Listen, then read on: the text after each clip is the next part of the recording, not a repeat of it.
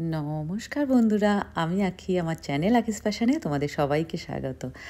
দেখেছো তো কেমন কষা কষা মুরগির পা উইথ স্কিন আর কি রান্না করেছি। আর এই দেখো, এটা হলো কচুরলতি। আমি বলে রাখি, আমি থাকি সুইডেনের ম্যালমো শহরে। এখানে একটা বাংলাদেশি দোকান থেকে কেমন কচুরলতি পেয়েছি, দেখেছো? কচুরলতি, শাপলা, এগুলো খেতে আমার খুব ভালো লাগে।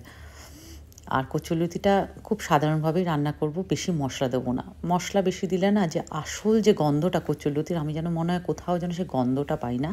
শুধু কালো জিরে ফোড়ন, কাঁচা লঙ্কা, নুন হলুদ দিয়ে আর একটু চিংড়ি মাছ দিয়ে কচুরলতিটা রান্না হবে। এই দেখো, আমার মাংসটা হয়ে গেছে। এর মধ্যে তো বুঝতেই পারছো যেরকম মাংসর মশলা পড়ে, শুধু তাই পড়েছে। আদা রসুন পেঁয়াজ বাটা, গরম মশলা, নুন হলুদ, একটু জিরের গুঁড়ো, একদম কষিয়ে কষিয়ে নিয়েছি।